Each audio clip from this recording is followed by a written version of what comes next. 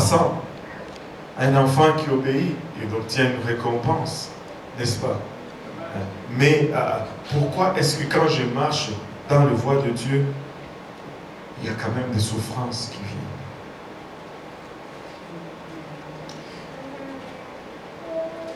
Il continue à dire au verset 11, à quelle souffrance n'ai-je pas été exposé à Antioche, à Icône, à Lystre? Quelle persécution n'ai-je pas supportée? Et le Seigneur m'a délivré de toutes.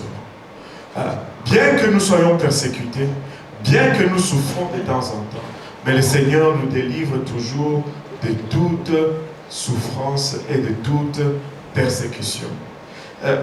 Où je voulais vous amener, c'était le verset 12.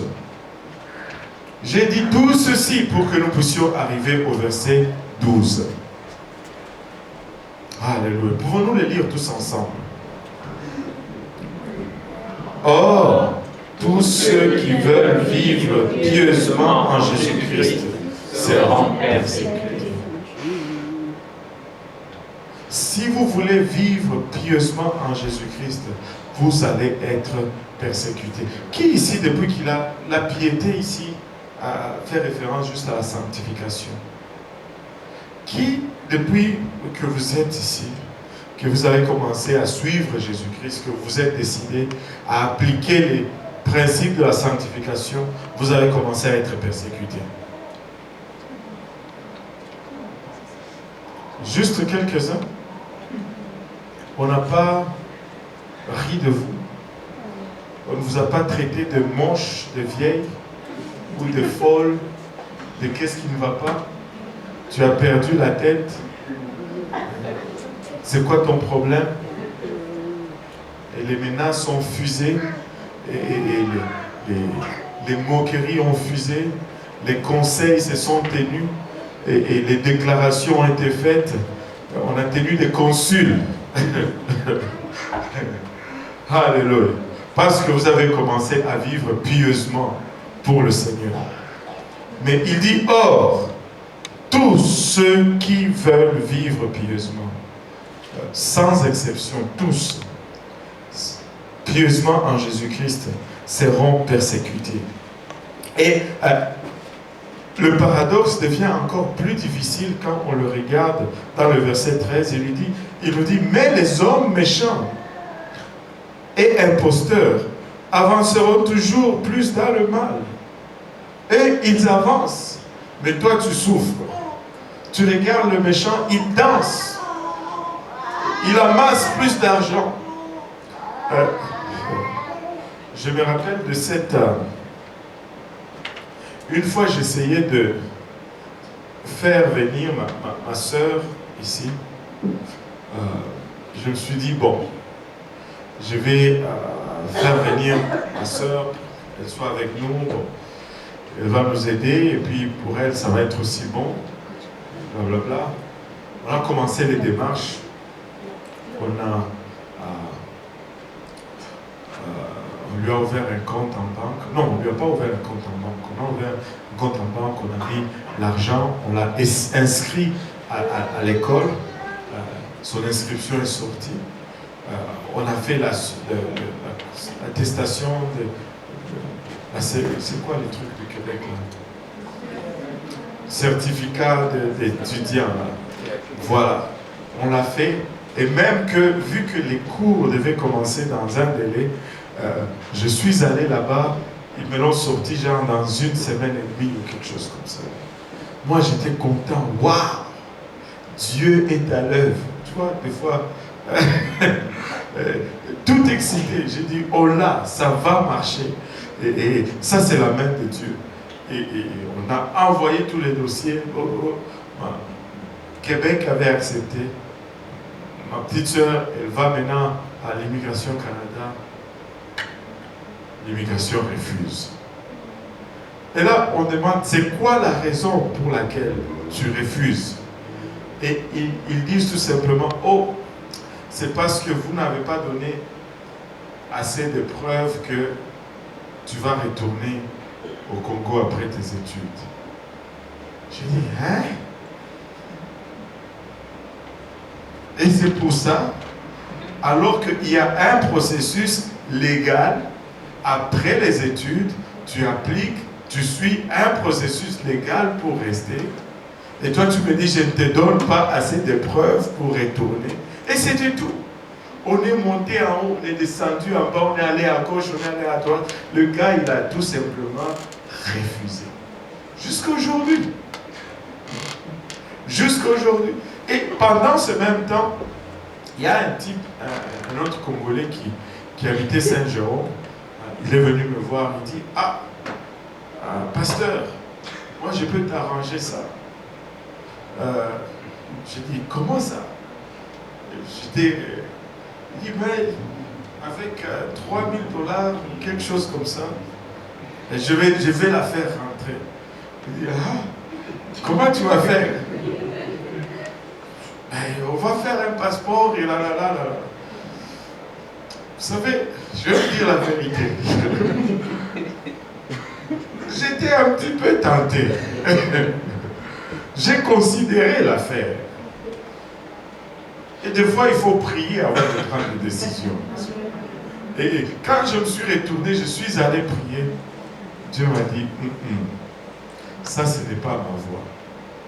Et j'ai dit au type, non, on va laisser faire. Il a dit, ok. Mais vous savez quoi? 2 mois après, son cousin a lui rentré dans la fraude. Mais moi, ma petite soeur est encore au Congo. Des fois, vous voyez le malin, c'est comme s'il prospère. Leurs choses marchent. Toi, tu dis, mais Seigneur. Mais on ne se moque pas de Dieu.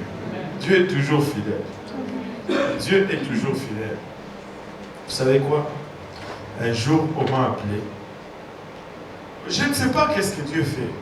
Et je ne dis pas que c'est des conséquences ou blablabla. Un jour, on m'a appelé et disant, oh, on a besoin de prière, pasteur, parce que le type qui est venu, blablabla, il a perdu sa raison. Il est dans un asile et une chose comme ça.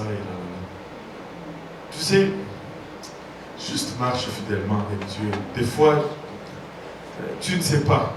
Ce que tu regardes peut-être aujourd'hui pour un mal,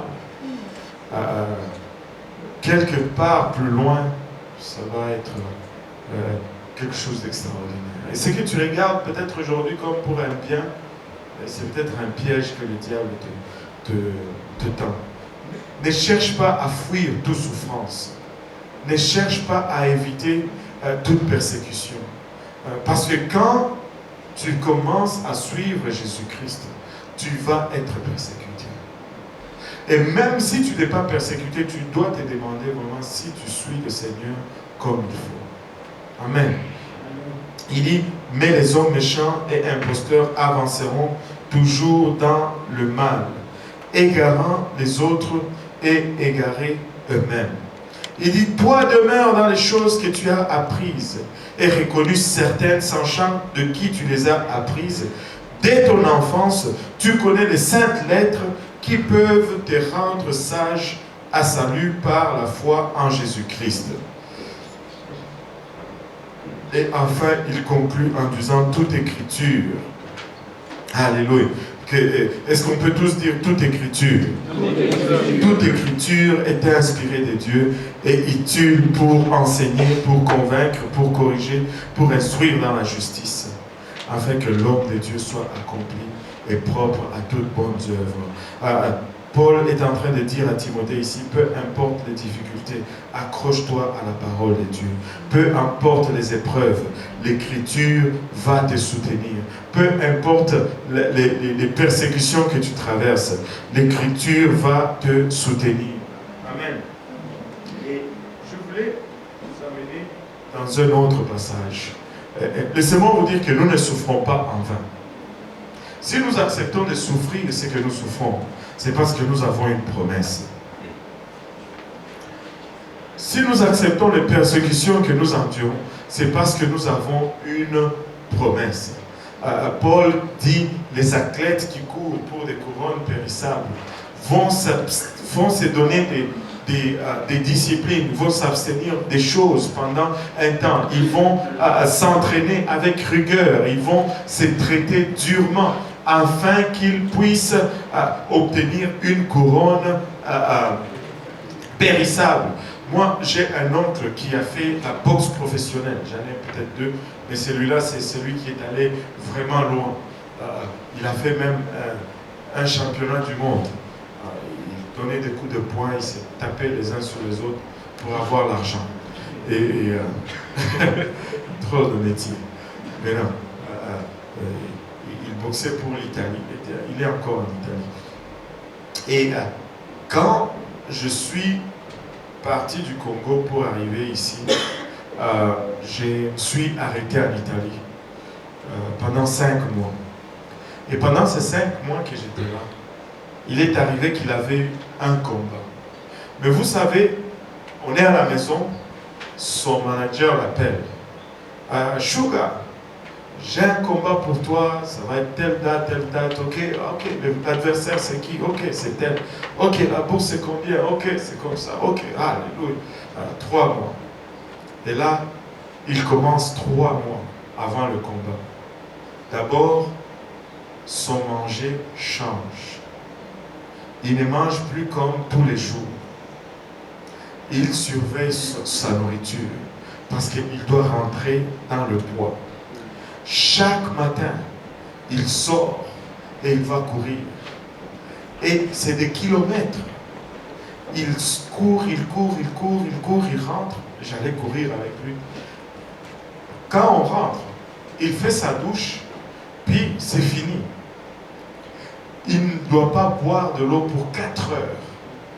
Après avoir transpiré. 4 heures sans boire de l'eau. Pourquoi? Parce qu'il faut qu'il rentre dans le poids. Il faut que ces cellules, après avoir gaspillé l'eau, il ne veut pas que les cellules reprennent. Il faut que les cellules gardent leur forme, ce qui lui permet de garder le poids. 4 heures sans boire de l'eau. Et après, il va manger un peu. Et le soir, on va dans la salle. Dans le sac. Et puis, il monte sur le ring avec 4 personnes.